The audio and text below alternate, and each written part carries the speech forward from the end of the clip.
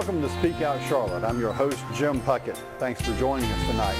We get together every Tuesday night to talk with people who are involved in Charlotte-Mecklenburg region to talk about the challenges we have, the opportunities we have, and any general information that we think will make your life and you a better informed person.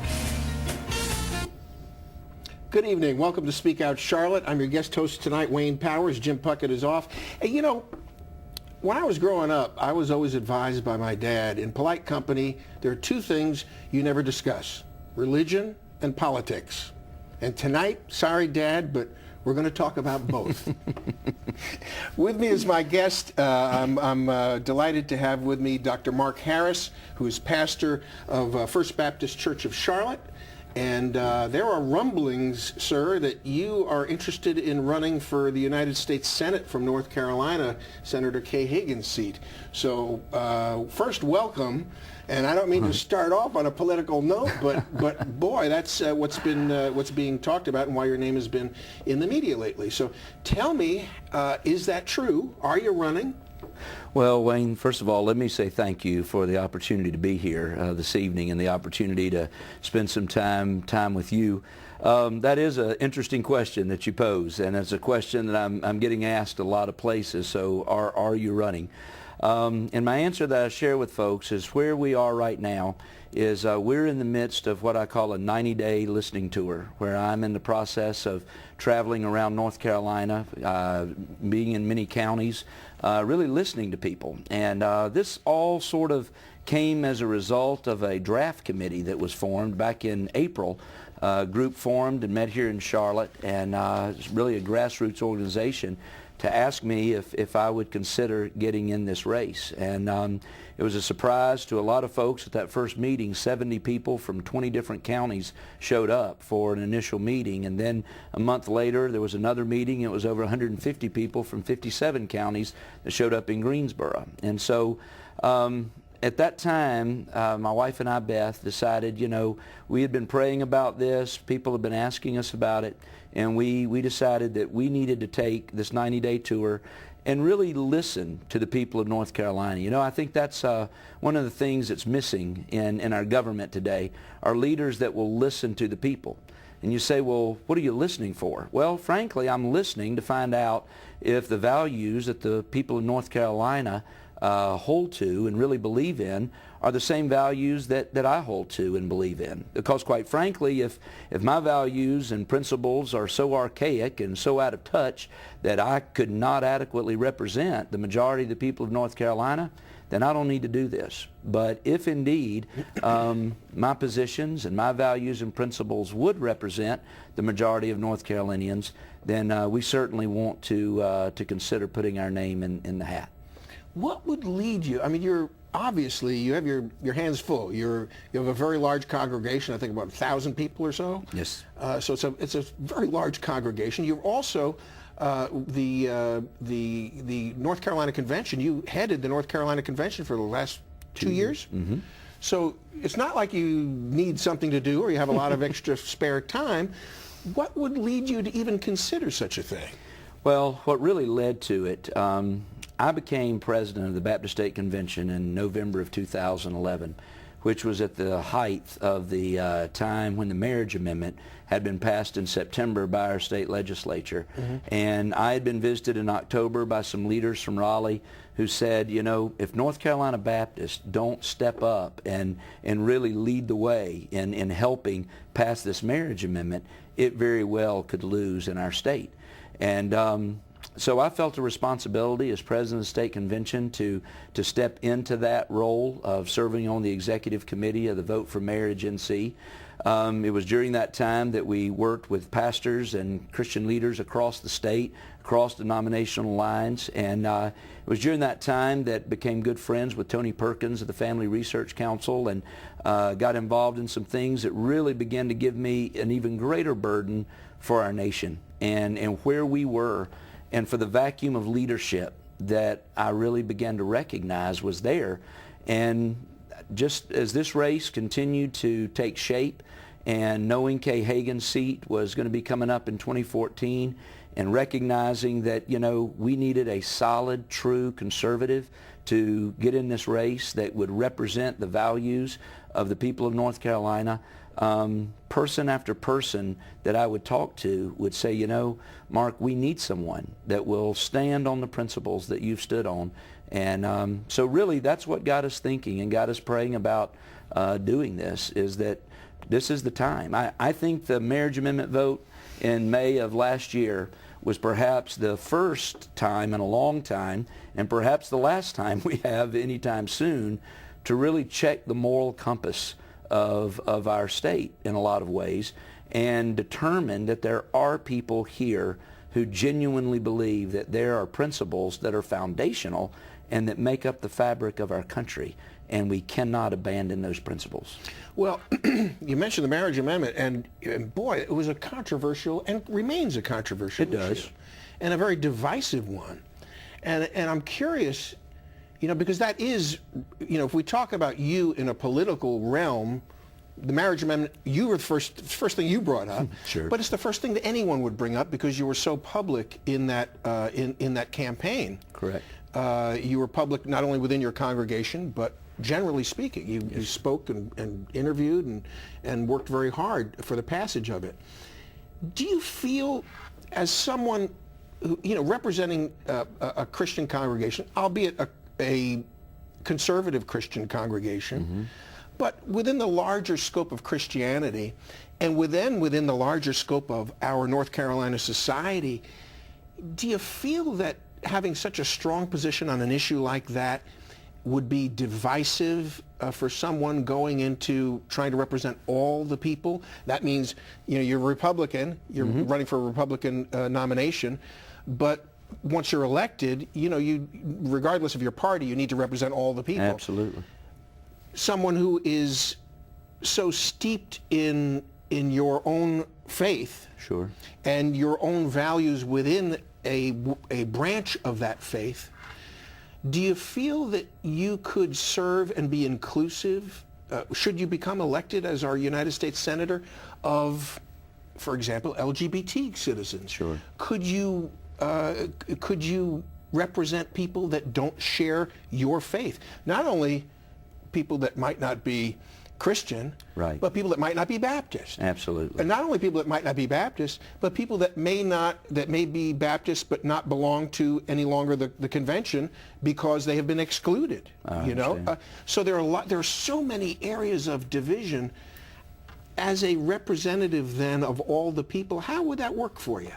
Well, you raise a number of issues there, Wayne. Well, yeah, but they're all related. They're all related, and I think it's important to understand that as a representative of the people, you're exactly right. You are there to represent all the people and to represent their interest. And I don't think the marriage amendment and the passage of it was ever about discriminating against anyone. The LGBT community that you mentioned, I believe that we are to treat all individuals with dignity. I think we're to treat all individuals with respect. I think we're to treat all individuals in every fair way. I mean, the support of the marriage amendment, as much as the other side would try to create it to be about discrimination, it was not discrimination at all. It was standing up for the values and the principles that have been a part of the fabric of American society. Marriage between a man and a woman is something that's been a part of who we are. It's been a part of the fabric that we have. And so I would say to those in the LGBT community that I would certainly hope, if I were an elected official, and that's where something like this would end up, that I would be able to represent them as individuals, just like I would represent every citizen. Now, I'll be fair and honest. I do not believe that there should be a separate classification of people based on sexual orientation. I just don't believe that. Why not? Well, I believe that all of us are created. I believe all of us are created equal, and I don't believe that there would be a classification set up for sexual orientation any more than there would be for some other item that you might pick random. Well, no, race is different. How is it different? Because I yet to buy in, as there is not the medical evidence, that an individual that chooses the the homosexual lifestyle is born that way. That is a choice. Okay, so you're saying it's a choice. Now I will disagree with you there. Okay. And we could agree to disagree. Sure. There's no problem with that. But I would disagree with you there based on experience, people I know, based on what I would consider to be the overwhelming medical opinion that I have read in national and international medical works, that people are, that is not a choice. And I would just ask you about this because I find it interesting, and maybe we could discuss it a little bit. And I don't want to get too hung up on it because there's other things I want to talk about. Sure. But do you really believe that people, knowing what you would have to put up with being gay, all right, the discrimination, being a pariah, being unaccepted even by members of your own family, I've seen it happen, being discriminated, which I think the marriage amendment is discriminatory because, you know, it doesn't give equal justice under the law. And we can talk about how that works or not. But do you think someone would really make that choice for themselves and put themselves in that box where you have such a high suicidal rate, where you have such a high degree of bullying, you know, of young folks, people who are, you know, really, I would say, live a second-class citizenry in our history up until maybe very recently? I think we've you know, sort of corrected that to some degree. But do you really believe people would make that choice for themselves? Well, in all honesty, and I think we will just have to agree to disagree on whether it's a choice. I think that the medical, it's almost, to be honest with you, the medical reports or the medical evidence that would be posted, there has been just as much that would say that it is not, that you're not born that way, that it is a choice, as much as there would be volumes that would try to make the case that you are born that way. It's kind of like if you get down to the issue of the evidence of global warming, you've got scientists on both sides. You've got the medical community on both sides. Let me give you another example because it just came to my mind, and because it's one that I always talk about on abortion. Okay. I am pro-life. Very good. I am as well. But I am pro-life for this reason, that as far as I can tell, there is no unanimous decision from our faith leaders, from our scientific community, from our political leaders, all the people who lead us in various aspects of our lives. There is no unanimous decision about at what point does life begin. No one can tell you absolutely there is incontrovertible evidence that life begins at this point. Conception, when there's a separate heartbeat of the baby, birth, you know, at what point does life begin? We all have our opinions, and we can all back up our opinions, but there is a divergence of opinions there. Okay. And therefore, when you are talking about life, and you're talking about there is no unanimous decision here, where do we err on the side of? We must err on the side of life. So therefore, we have to protect life, because if we're wrong, someone is paying for it with their life, an innocent life. So if there is, you take that scenario and that logic that guides me, not only in my faith, but in my public advocacy toward a pro-life position, that same process guides me toward erring on the side of people. If you can tell me that a certain percentage of the medical community says that homosexuality is a choice, and I can show you, okay, well, I can show you this percentage. We can argue about which is the larger percentage, but it really doesn't matter. Then, therefore, shouldn't we err on the side of humanity? Shouldn't we err on the side of saying, look, we don't know if it's a choice or not. There are an awful lot of people who say it is not. There are an awful lot of people, or maybe not as many people, or maybe more people, I'm not sure which, that say it is. But as long as we don't know, shouldn't we err on the side of the humanity and the dignity of those people who are in that sexual orientation? And shouldn't we then make sure that they have equal justice under the law and are treated equally with everyone else? Well, I do believe that they should have the equal justice under the law. I do believe in equal liberty. And I I would certainly be for not discriminating against any homosexual person who chooses that lifestyle. They are free. Well, you said choosing again. I'm not sure that I buy that. But okay. But someone who is there, whether they chose it or not. Right. And I believe that they are free in our society. And I think they should, just like every individual should be freed from bullying, should be freed from discrimination, should be freed from being threatened in any way by the society. I believe in those protections. As people who have no religion or a different religion than you and I have, absolutely, or a different race or a different culture, that they should be protected. They should. But I do believe that marriage is that issue that where you would say, let's err on the side of humanity. If we're talking about the marriage amendment aspect here, I would say that I would err on the side of what the Bible would say. Now, that would be different, but I would err on the side of what the Bible says. And I do believe that the Bible does teach, and that's another whole discussion we could get into. Sure. But I believe that the Bible does teach that marriage is to be between a man and a woman. Right. It does teach that. In fact, Jesus himself was asked during the whole marriage amendment thing. People would say, well, what did Jesus really say? And those against the marriage amendment would say, well, Jesus never really spoke about that and never really said what marriage should be. And that's just not true, because in the Matthew's gospel, Jesus was being asked about marriage and divorce, and he was giving a very clear statement on that, and he talked about if you go back to the foundation of the world, if you go back to Genesis, you find that God created them male and female. Correct. And Jesus himself said that was the context of marriage.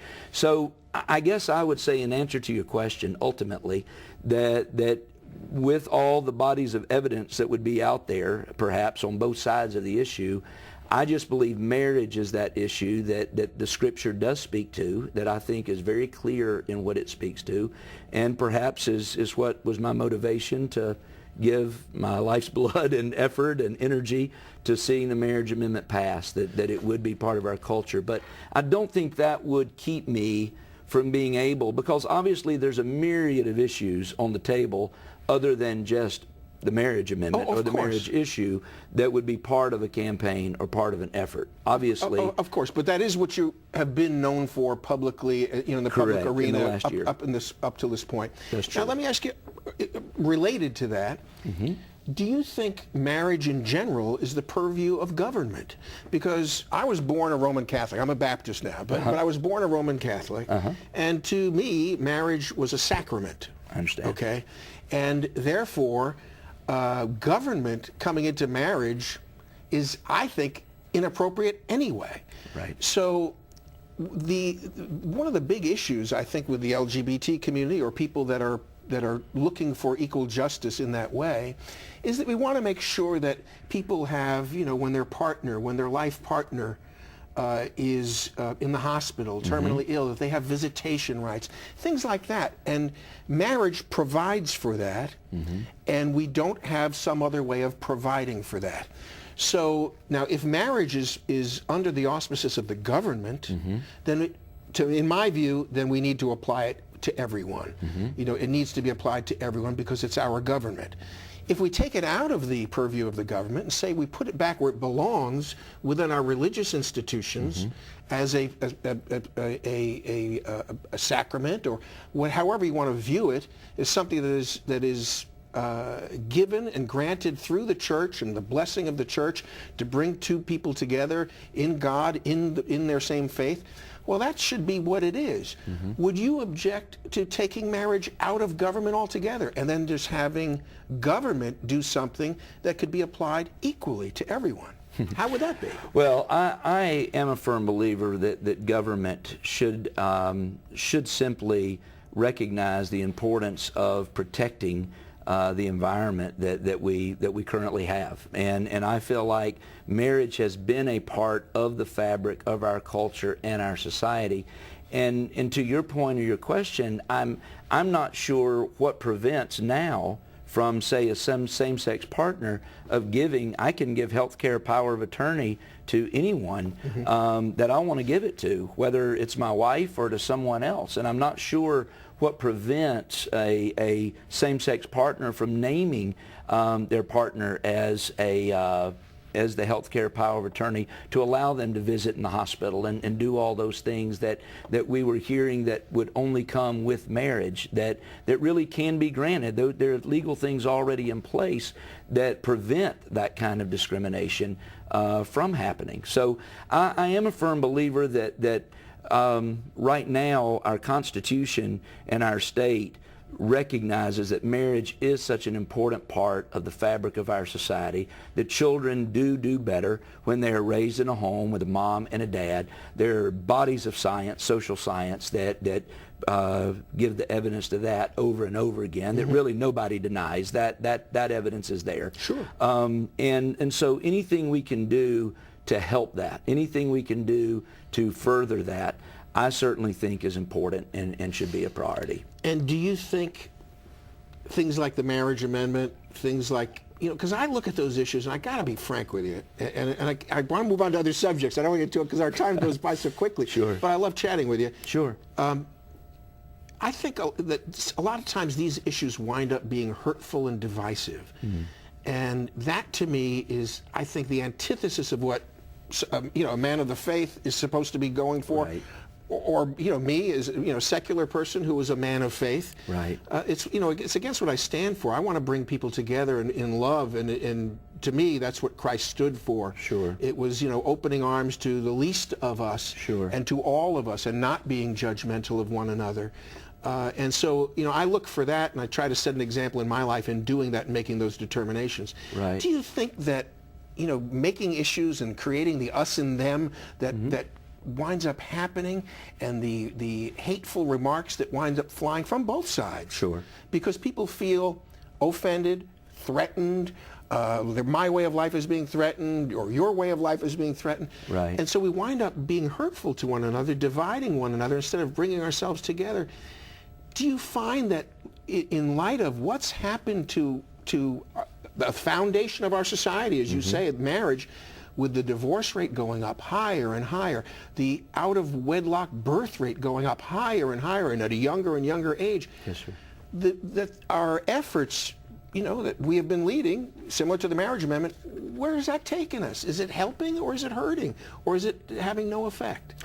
Well, I would say, and first of all, I would, let me just again take the myriad of issues there. I think that from the church's standpoint, we've done a poor job, no question, at holding up the sanctity of marriage. Really and truly we have. I don't know that we have prepared people for marriage. I don't know that we have taught biblical marriage. I don't know that we have, well, I do know we have not succeeded at doing those things that we should have done, and we bear responsibility for that. But I also do believe that there are issues such as the marriage amendment that frankly we didn't bring to the table, but rather the issue was brought to us and found the conservative Christian community, if you will, in the position of having to step up, really in a position of protecting traditional marriage. It's not like that it was a fight that we wanted to go out and, well, to protect it as part of the fabric of our culture, from being able to veer off from that which has been accepted and that which has been really part of the moral fabric of who we are as a culture. And rather than veer off from that, this was an issue that was brought to the table. And then we, obviously, as a church or as conservative Christians, felt the need to step up to that issue in our day. So I agree with you. I don't think anybody wants to go out. When the issue started, in fact, there was a headline that was in the paper that I had called for civil discussion on this issue, and I did. And Robin Tanner, who was the pastor of the Unitarian Universalist Church, and I talked on the phone. In fact, we met together and we had lunch together. We met together at my church, in my office, and we talked together and we prayed together. And so we had conversation in the midst of that, because I am convinced we do need to do a better job and have these conversations in a civil way. We can agree to disagree, but we also can understand where the perspective that each other's coming from in that, and then at the end of the day, take our stands. And that's what I want to do. And, you know, I mean, I would just say, you know, from the other side of the coin is, you know, that part of the moral fabric traditionally of our country was, you know, we were founded in slavery. We were founded in all kinds of things. The Bible, you know, advocates slavery, the Old Testament. The Bible advocates the subjugation of women. You know, we're dealing with historical things. So my view is that sometimes our historical fabric can evolve with us, and in ways that we might be more inclusive and loving to one another. I would be one that would advocate for that direction, you know. And so we'll disagree there, and we'll still like each other, and it'll be fine. Absolutely. And I'll pray for you. Well, as I will for you. Pray for me as well. I will, Thank you, Wayne. So let's get beyond that and say. Someone who's thinking about and contemplating serving as United States Senator for North Carolina, we only have two, That's like every correct. other state. That's correct. And so what are your other, you know, the job of senator really isn't focused on the marriage amendment. That's you know, correct. I Exactly. brought that up because, you know, I wanted to talk about how we can bring folks together in our Sure. state. And that was a good example of something that might have been divisive. So, you know, we've only got a couple of minutes left, and I don't know, the time went by faster than I anticipated. Sure. Mark. But give us an idea of where your stand is on other issues. You know, foreign affairs, you know, where do you stand on Syria? Where do you stand on our economy? What should we be doing with illegal immigration? Give me the thumbnail. I mean, and guide us maybe, because our time is limited, where we can go to find out more about what your positions are. Sure. Well, one of the things that we're doing right now in crossing the state and having these conversations with North Carolinians that has really excited me is I've found out that a lot of the issues and the concerns that have really been a part of my life are still the issues and concerns on the hearts of a lot of North Carolinians. And that's exciting to me and very encouraging about possibly getting into this race. One of the things that we're recognizing is that obviously, as I've shared with people across the state, we must understand what Ronald Reagan meant when he said that the stool must stand on all three legs: a strong foreign policy, a strong domestic policy, and strong social issues. We can't run away from the social issues. We can't run away from the need for strong domestic and strong foreign policy. I know our time's up and we're running out of time, but I would invite folks to go to a website. It's called draftmarkharris.com. And it's draftmarkharris.com. That's correct. All together, no hyphens or anything. No hyphens. Draftmarkharris.com. They can go there. It's a webpage really still under construction to some degree, but we're just getting started with it. And there they can see an open letter that I've written to North Carolina voters halfway through my 90-day listening tour, and there they can read and about so some of these your issues positions that are important. on specific positions will be more, they're still evolving, I'm sure. They absolutely are. I mean, on foreign policy, forget this lead from behind stuff. We need America to step out and lead from the front once again. I'm with you on that. I think domestic, we've got to see tax reform, and we've got to, all the opportunities need to be on the table. Our time is up, and sir, I really appreciate your coming by today. What a Wayne. pleasure to sit and chat with you today. Well, it's been a pleasure to be with you. Wayne Powers with you. Until that time, my friends, until that time.